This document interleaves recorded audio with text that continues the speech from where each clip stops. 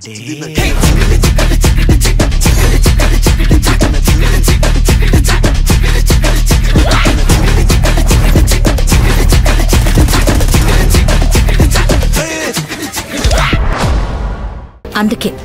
మనం వీలైనంత తొందరగా ఈ కేసుని క్లియర్ చేసుకోవాలి. అర్థమవుతుంది మేడం, కానీ జడ్జి గారి ముందు ఏం చెప్పాలో అర్థం కావడం లేదు. నిజం చెప్పండి. నిజం మాత్రమే మిమ్మల్ని కాపాడుతుంది. నిజం చెప్పే ఓపిక మాకున్నా కోర్టుకు వినేంత సమయం ఓర్పు ఉంటుందా? ఓర్పు ఉండాలనే పర్సనల్గా జడ్జి గారి టైం తీసుకున్నాను. కోర్టు కళ్ళకి మీరు నిజం కనిపించేలా వినిపించాలి. సత్య, be prepared.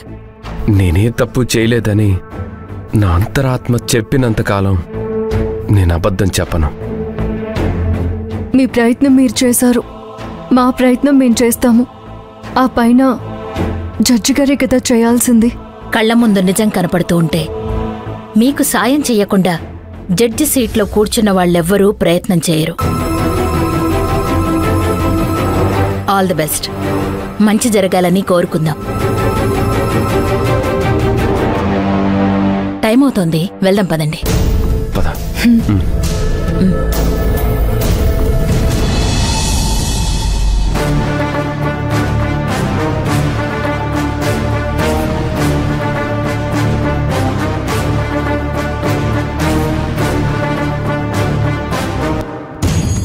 Case number 137/B. Manju, Satya.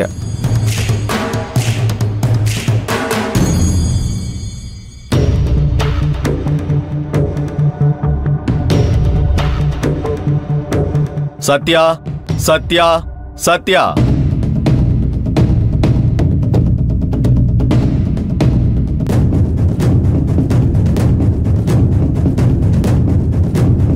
Manju, Manju, Manju.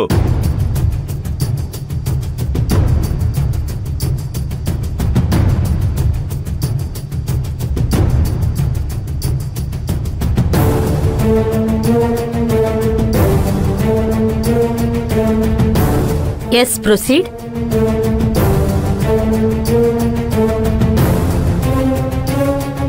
Your honour, ఎవరూ లేకుండా విచారణ జరగాలన్నా మా అభ్యర్థనని అనుమతించనందుకు బాధగా ఉంది. చూడండి మిస్ కిరణ్మయ్, ఎందుకిలా ఈ కేసుని ప్రైవేట్ ప్రొసీడింగ్ కోరారు?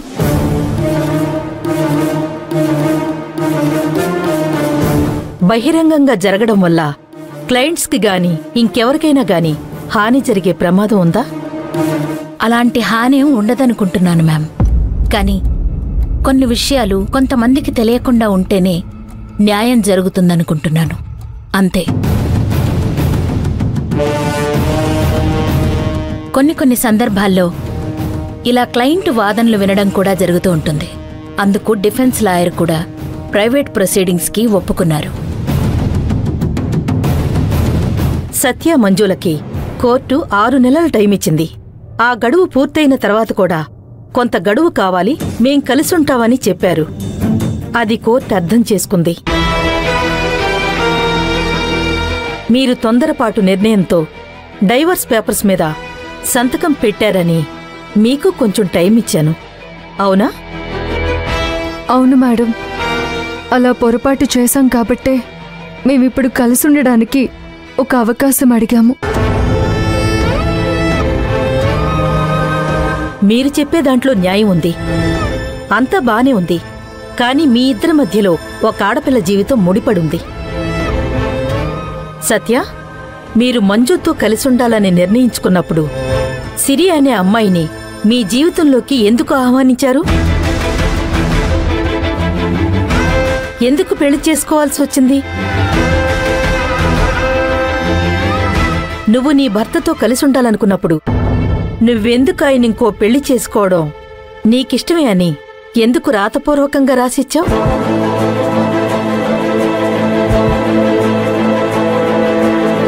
అది మీ ప్రతివాది లాయర్ కోర్టుకి సమర్పించారు. మీరు చెప్పిందంతా నిజమే మేడం, కానీ కొన్ని అనుకోని పరిస్థితుల్లో అలా చేయాల్సొచ్చింది.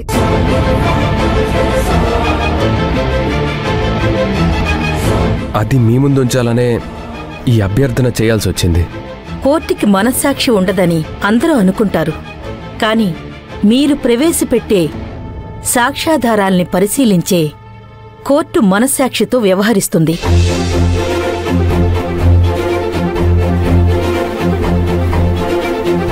కాని అది మీ మాటల్లోనూ భావోద్వేగాలతోనూ మీరు కోర్టుకి నిరూపించలేరు. దానికి సరైన సాక్ష్యాలు కావాలి. అలాంటి సాక్ష్యాలు మీ దగ్గర ఏవైనా ఉన్నాయా? పూర్తిగా లేవు యువర్ ఆనర్. కానీ ప్రాథమిక ఆధారాలన్నీ మా దగ్గరున్నాయి. వాటిని మీకు ముందే సబ్మిట్ చేసేశాం. సత్య, అసలేం జరిగిందో జడ్జి గారికి వివరంగా చెప్పండి.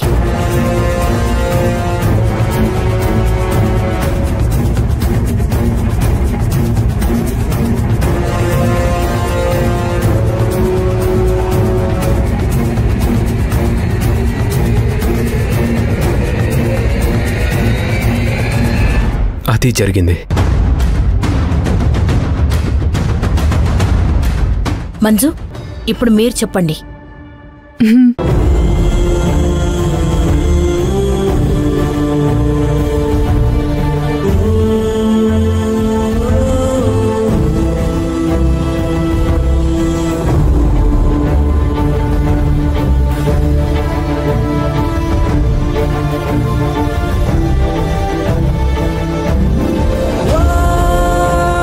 ఇది మేడం జరిగింది. ఇందులో ఏ ఒక్కరి తప్పు లేదనిపిస్తోంది. అందుకే వీళ్ళిద్దరూ కలిసుండాలని నేనింతగా ప్రయత్నం చేస్తున్నాను. చూడండి లాయర్ కిరణ్మయ్య గారు, 3 ముళ్లతో ఏకమైన ఇద్దరు దంపతులు కలిసుంటాలని కోరుకోవడం చాలా మంచి విషయం. అందుకు తగ్గ అర్హత వీళ్లకు ఉందని కోర్టు నమ్మాలి కదా. వీళ్లు చెప్పింది నిజమై ఉండొచ్చు. కాని ఈ విషయంతో ఏ సంబంధం లేని సిరి అలియా శ్రీవల్లి తన భవిష్యత్తు ప్రశ్నార్థకంగా మారుతుంది కదా. నిజమే యువర్ ఆనర్. అప్పుడు శ్రీవల్లి ఉన్న పరిస్థితుల్లో సత్య అలా చెయ్యడమే తప్ప వేరే మార్గం లేదు. అంత సమయం కూడా లేదు. ఎందుకంటే సిరి ప్రాణాలు ప్రమాదంలో ఉన్నాయి.